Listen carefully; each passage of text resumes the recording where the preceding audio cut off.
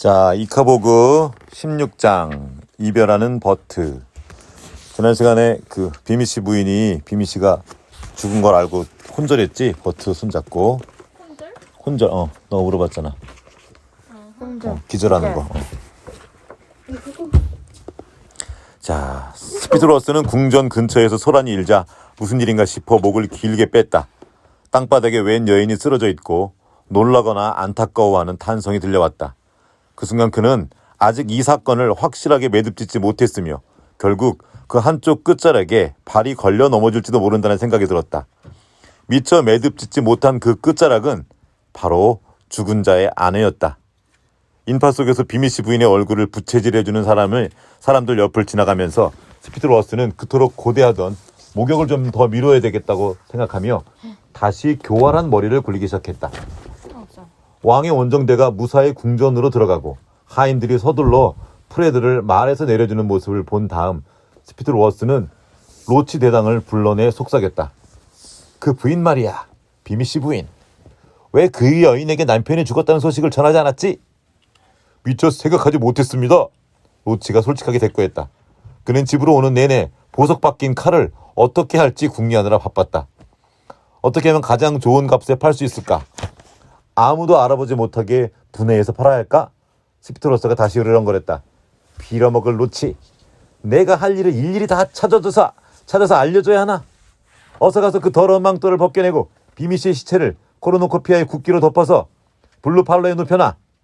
위병들이 그 문을 지키게 하고 나는 아련실로 갈 테니까 비미씨 부인을 그리로 데려와라. 그리고 원정대 병사들은 내가 얘기할 때까지 집에 가거나 가족을 만나지 못하게 해.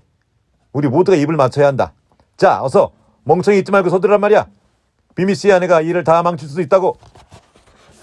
스피드로스는 병사들과 마구간지기들을 해치고 나아가 말에서 내리는 플레폰에게로 갔다. 그리고 플레폰의 귀에 대고 속삭였다. 왕이 아련실과 블루팔레에 오지 못하게 해. 그냥 빨리 잠자리에 들게 해. 플레폰이 고개를 끄덕이는 모습을 보고 나서야 스피드로스는 서둘러 어둑한 궁전 복도를 걸어가며 지저분한 승마복을 벗어던지고 하인들에게 깨끗한 옷을 가져오라고 소리쳤다. 아무도 없는 아련실로 들어간 스피드로스는 깨끗한 승마복 윗도리를 걸친 뒤 하녀에게 등불을 하나만 밝히고 포도주 한 잔을 가져오라고 명령했다. 그러곤 기다렸다. 마침내 문을 두드리는 소리가 들렸다. 들어와라. 스피드로스가 소리치자 로치 대장이 창백한 얼굴에 비미씨 부인과 어린 버트를 데리고 들어왔다. 아이고, 비미씨 부인. 내가 너무도 아끼는 비미씨 부인. 스피드로스는 성큼성큼 걸어가 그녀의 손을 꼭 잡았다. 폐하께서 내게 너무나 애석하다고 전해달라고 하셨어요. 나 역시 뭐라 위로해야 할지 모르겠네요. 이 무슨 비극인지, 이 무슨 끔찍한 비극인지요. 비미씨 부인은 흐느껴 울며 물었다. 왜 아무도 소식을 전해주지 않았죠? 왜 그의 가엾은 시신을 직접 보기까지 아무도 알려주지 않았나요? 그녀가 비틀거리자 로치가 황급히 작은 황금빛 의자를 가져왔다. 해티라는 이름의 하녀가 스피드로스의 포도주를 가져다 주었다. 해티가 포도주를 따라주는 사이 스피드로스가 말했다. 부인, 사실은 전가를 보냈습니다. 사람을 보냈는데... 안 그런가, 로치? 그러자 로치가 거들었다. 맞습니다. 그 젊은 친구 이름이 하지만 상상력이 턱없이 부족한 로치는 얼른 이름을 지어낼 수 없었다. 노비였죠? 노비였죠? 스피드로스가 막 떠오른 이름을 내뱉었다. 젊은 노비 버튼스. 버튼스라는 성을 붙인 것처럼 때마침 가물거리는 등불에 로치의 황금빛 단추, 즉 버튼 하나가 반짝인 탓이었다. 그는 계속 말을 이어갔다. 건홍아? 네? 응. 그렇습니다. 노비 버튼스라는 청년이 자진해서 말을 타고 떠났습니다. 그런데 그 친구는 어떻게 됐지, 로치? 당장 수색대를 보내서 노비 버튼스의 흔적이라도 찾아봐라. 알겠습니다. 로치는 깊이 고개 숙여 인사한 뒤 방을 나갔다. 제 남편이 어떻게 죽었나요? 비미씨 부인이 속삭이는 목소리로 물었다. 그게 말이지요, 부인. 스피드로스는 조심스럽게 입을 열었다. 이제부터 들려주는 이야기는 공식적인 사실이 될 터. 그는 앞으로 영원히 그것을 사실로 밀어붙여야 했다. 알다시피 우리는 이카부구가 개를 물어갔다는 이야기를 듣고 습지대로 떠났습니다. 그런데 도착한 지 얼마 안 되어 안타깝게도 우리 원정대 전체가 그 괴물의 습격을 받은 것입니다. 처음에는 그놈이 폐하에게 달려들었지만 폐하께서는 아주 용감히 맞서 싸우며 그 괴물의 목에 칼을 꽂았지요. 하지만 이카부구의 가죽이 얼마나 두꺼운지 칼에 맞아도 그놈한테는 그저 벌에 쏘인 것에 불과했지요. 오히려 놈은 화가 나서 다른 사람들까지 공격하기 시작했습니다.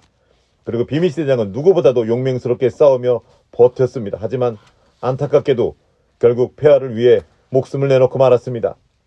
그런 뒤 플래픈 경이 아주 현명하게도 나팔총을 발사해 이카보고를 쫓아냈지요. 우리는 가엾은 비미씨를 늪에서 끌어내고는 유가족에게 그의 죽음을 알려줄 사람이 있느냐고 물었습니다. 그랬더니 노비 버튼스라는 청년이 손을 번쩍 들고는 껑충 말에 올라타더군요. 그래서 슈빌에 도착할 때까지 당연히 부인이 이 끔찍한 비극에 대해 이미 남편 소식을 전해 들었을 거라 미서 의심치 않았지요. 남편을 볼 수 있을까요? 비미씨 부인이 울면서 물었다. 물론입니다. 그래야지요. 블루팔러에 있습니다. 스피드러스가 대꾸했다. 그러곤 비미씨 부인과 그때까지 엄마의 손을 꼭 붙잡고 있는 버트를 이끌고 파란 응접실인 블루팔러로 가서 그 문 앞에서 잠시 걸음을 멈추었다. 안타깝지만 시신을 덮은 깃발을 걷어서는 안 될 것 같습니다. 상처들이 너무 끔찍해서요. 이빨 자국에 발톱 자국에. 비미씨 부인이 또 한번 휘청거리자 버트가 붙잡아 세웠다. 그때 플래픈 경이 파이프들이 담긴 쟁반을 들고 걸어와 잠긴 목소리로 스피드로스에게 말했다. 왕은 잠들었어. 읽고 그는 비미씨 부인을 발견했다. 빵과 과자를 굽는 그녀는 궁정에서 일하는 사람들 가운데 드물게 그가 이름을 알고 있는 사람이었다. 그는 비미씨 부인과 버트에게 파이 부스러기를 뿜으며 말했다. 아이고 안녕하세요. 비미씨 내장 일은 참으로 안타깝습니다. 아끼는 친구였는데. 플래픈이 가고 나자 스피드러스는 블루팔러의 문을 열고 비미씨 부인과 버트를 들여보냈다. 코르누코피아 국기의 아래 비미씨 대장의 시신이 누워 있었다. 마지막 입맞춤이라도 할 수 없을까요? 비미씨 부인이 흐느끼며 물었다. 그건 안 될 것 같습니다. 얼굴이 반쯤 사라졌거든요. 스피드러스가 말했다. 손에다 하면 되잖아요, 엄마. 버트가 처음으로 입을 열었다. 손은 괜찮을 거예요. 버트는 스피드러스가 막을 새도 없이 깃발 아래로 손을 뻗어 아빠의 손을 잡았다. 비미씨 대장의 손에는 흠집 하나 없었다. 비미씨 부인은 무릎을 꿇고 그의 손에 몇 번이고 입을 맞췄다. 마침내 손이 눈물로 뒤덮여 마치 도자기처럼 반짝거리자 버트가 엄마를 일으켜 세웠다. 그런데 두 사람은 아무 말 없이 블루팔러를 나갔다. 자, 17장 굿펠러의 저항. 굿펠러가 누구죠? 어떤 사람 이제 여기 나올 거야. 비미씨 가족이 나가는 것을 확인하고 스피드러스는 서둘러 근위병실로 향했다. 로치가 병사들을 감시하고 있었다.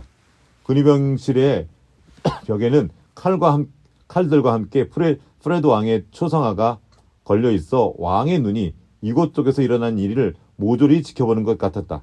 로치가 소곤거렸다. 대원들이 안절부절 못하고 있습니다. 빨리 집에 가서 가족들을 만나고 잠자리에 들고 싶어 안달입니다. 잠깐 얘기가 나오면 곧 집에 갈 수 있어.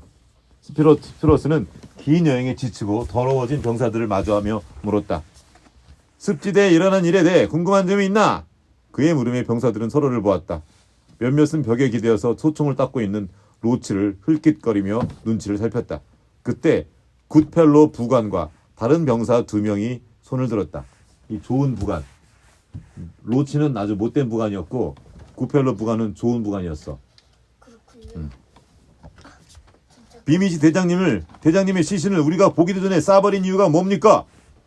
굿펠로 부관이 물었다. 총소리가 들렸는데 그 총알은 어디로 갔는지 알고 싶습니다. 두 번째 병사가 물었다.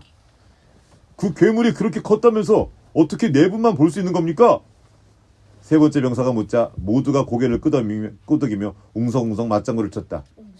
모두 좋은 질문이야. 그럼 이제 설명해주지.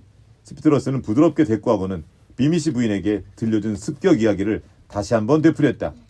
질문을 던진 병사들은 여전히 궁금증이 풀리지 않았다. 그래도 그렇게 커다란 괴물이 있었는데 우리 중 아무도 보지 못한 건 이상한 일이라고 생각합니다. 세 번째 병사가 말했다. 비미시 대장님이 떡 뜯어먹겠다면서 왜 피가 보이지 않았을까요? 두 번째 병사도 다시 물었다. 그리고 대체 노비 버튼스는 누구입니까? 구펠러 부관의 물음에 스피드로스는 생각 없이 불쑥 되물었다. 내가 노비 버튼스를 어떻게 알아? 그러자 구펠러가 대꾸했다. 마국간에서 이리로 오는 길에 해티라는 하녀를 마주쳤습니다. 스피드로스 경께서 포도주를 가져준 하인이죠. 해티 말로는 경께서 가엾은 비미씨 부인에게 노비 버튼스라는 병사 이야기를 하셨다고 하더군요. 노비 버튼스라는 병사에게 비미씨 부인에게로 가서 남편의 소식을 전하라고 하셨다고요. 하지만 저는 노비 버튼스가 누군지 모르겠습니다. 노비 버튼스라는 사람은 만나본 적도 없습니다. 어떻게 그럴 수가 있는지 설명해 주시겠습니까? 만나본 적이 없을 수 있지 않나? 버튼스는 부관이니까 자기 군사들을 다 잘 알아. 자기 부하도 어떻게 몰라. 우리와 함께 말을 타고 우리와 함께 야영을 하고 우리 앞에서 경의 명령을 받은 자를 어떻게 우리가 단 한 번도 본 적이 없는 걸까요? 스피트로스의 머릿속에 가장 먼저 떠오른 생각은 자신의 말을 엿들은 그 하녀를 처치해야겠다는 것이었다. 다행히 구펠러는 그 하녀의 이름까지 알려주었다. 이윽고 위험한 목소리를 말했다. 여기 있는 모든 사람이 자네와 똑같이 생각하지는 않을 텐데 구펠러 부관. 이 중에는 자네보다 기억력이 더 좋은 사람들이 있을 거야. 그들은 가엾은 노비 버튼스를 똑똑히 기억하고 있겠지. 아, 우리의 노비. 그 친구는 폐하께서 이번 주에 모두의 급여를 두둑한 금화 한 주머니를 얹어주기란 사실을도 기억하고 있을 텐데. 용감하고 자랑스러운 노비. 아무래도 그 괴물이 그 친구도 비미씨처럼 먹어치운 모양인데 그의 희생으로 모든 전들이 급여가 오르게 생겼군. 고귀한 노비 버튼스. 그와 가장 가까운 친구들은 빠른 진급을 보장받겠지. 스피드로스의 말이 끝나자 다시 침묵이 흘렀다. 이번엔 무겁고 차가운 침묵이었다. 이제 근위명들은 선택의 기로에 서 있다는 사실을 깨달았다. 스피드로스는 왕에게 엄청난 영향력을 휘두르고 있다고 알려져 있었다. 게다가 로치 대장은 위협적으로 소총의 총구를 어루만지고 있었다. 병사들은 머릿속으로 그 두 가지 사실을 저울질하면서 한편으로는 옛 지휘관인 비미씨 대장의 갑작스러운 죽음을 떠올렸다. 이카보그와 노비 버튼스라는 병사가 실제로 존재한다고 믿기만 하면 금화와 빠른 진급이 따라온다는 점도 생각하지 않을 수 없었다. 그때 구펠러가 벌떡 일어서는 바람에 그의 의자가 바닥으로 내동댕이 쳐졌다. 그 누구 의자요? 어? 구펠러가 그냥 의자, 구펠러의 의자를 구펠러가 앉아있던 의자. 노비 버튼스라는 사람은 없습니다. 그리고 이카보가 있다는 것도 터무니없는 소리입니다. 저는 거짓말에 가담하지 않을 겁니다. 그와 함께 질문했던 두 사내도 벌써 일어났다. 그러나 나머지 근위병들은 자리에 앉은 채 말없이 지켜보고 있을 뿐이었다. 스피드로스가 말했다. 좋아, 너희 셋은 중대한 반역죄로 체포된다. 여기 있는 전우들은 이카보가 나타났을 때 너희 셋이 도망쳤다는 사실을 틀림없이 기억할 거야. 폐하를 보호하는 의무를 저버리고 저희만 살겠다고 비겁하게 달아나버렸지. 그 벌로 너희들은 총사령에 처해진다. 그는 병사 8명을 골라 세 사람을 끌고 가게 했다. 이 정직한 세 근위병은 몸부림쳤지만 8명의 힘에 밀려 순식간에 근위병실을 끌려나갔다. 스피트로스는 몇 안 되는 나머지 병사들에게 말했다. 좋아, 아주 좋아. 모두 급여를 올려주고 진급대가 되면 여러분의 이름을 기억하겠다. 이제 잊지 말고 가족에게 습지대에서 있었던 일들을 들려주기 바란다. 여러분의 아내나 부모, 자식이 이카보그나 노비 버튼스의 존재를 의심한다는 얘기가 들려오면 좋지 않을 것이다. 이제 그만 집으로 돌아가도 좋다. 자, 18장 오늘 여기까지 읽을게. 짧다. 어느 고문관의 최후. 고문이요? 고문관이 뭐냐면 군대에서 이렇게 말을 잘 못 알아듣는 약간 얼뻥한 사람을 고문관이라 그래. 앞으로 가! 그러면 이렇게 막 그렇게 똑바로 못하는 약간 멍청한 그런 군인을 고문관이라고 불러, 군대에서. 고문관 제목이 뭐라고요? 어느 고문관의 최후. 근위명들이 집으로 들어가려고 이러는 순간 플레푼경이 문을 열더니 걱정스러운 얼굴로 들어왔다. 또 뭐야? 스피트로스가 불퉁하게 물었다. 그는 빨리 목욕을 하고 침대에 들어가고 싶은 마음이 간절했다. 수석 고문. 플레푼이 숨을 헐떡이며 말했다. 아니나 다를까 때마침 수석 고문 헤링본이 가운을 걸친 채 성난 표정으로 나타났다. 그가 소리쳤다. 설명을 해보시지요. 이게 다 무슨 얘기입니까? 이카보그가 실제로 있다니요.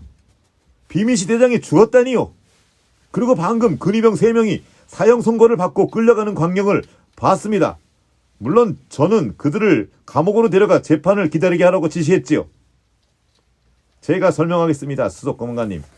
스피드로스는 허리 숙여 인사한 뒤 그날 저녁 3번째로 이카보그가 왕을 공격하고 비미씨를 죽인 이야기와 노비 버튼스가 실종된 이야기를 들려줬다. 그러고 노비 버튼스 역시 그 괴물의 먹잇감이 된 것 같다고 덧붙였다.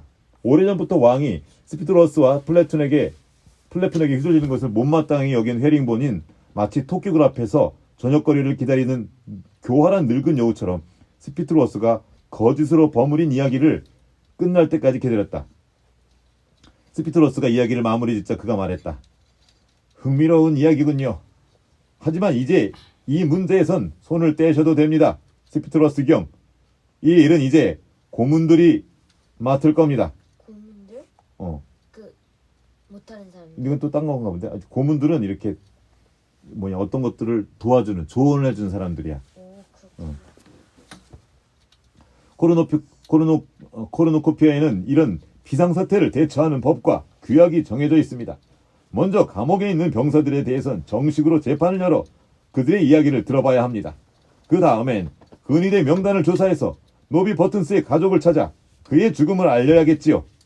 그러고 나면 왕실 의사들에게 비미시 대장의 시신을 면밀히 검사하게 해서 그를 죽인 괴물에 대해서 좀 더 알아낼 겁니다. 스피트로스는 입을 크게 벌렸지만 아무 말도 하지 못했다. 그의 멋진 계획이 통째로 무너져 내리면서 자기 꾀에 넘어가 그 아래 깔리는 자신의 모습이 보이는 듯했다. 그때 수석 고문의 뒤에 서 있던 로치 대장이 천천히 소통을 내려놓고 벽에서 칼 한 자루를 꺼내들었다. 마치 시커먼 물 위에 한 줄기 빛이 번뜩이듯 로치와 스피트로스 사이에 눈길이 오갔다. 스피트로스가 말했다. 죽이려고 그런 거 말이야.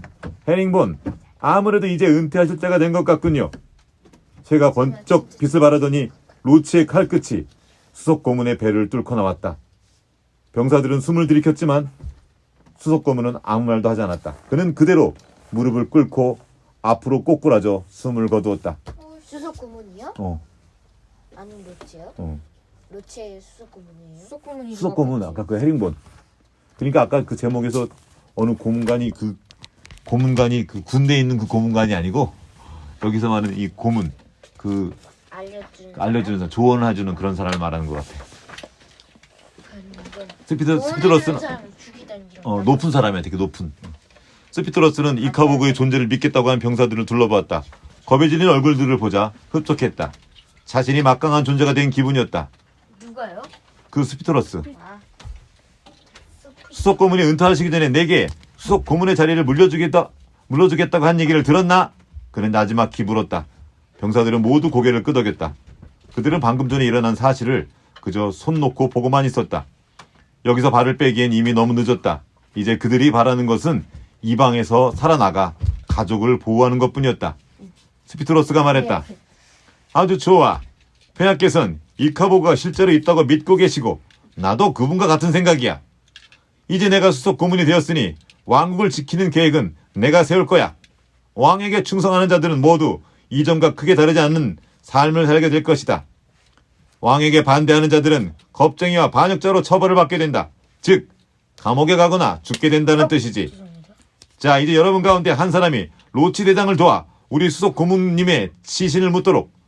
단 아무도 찾을 수 없는 곳에 묻어야 한다. 나머지는 가족에게로 돌아가 우리 소중한 코르노코피아를 위험하는 위험에 대해 알려주도록. 자, 진짜 점점점 더 심해.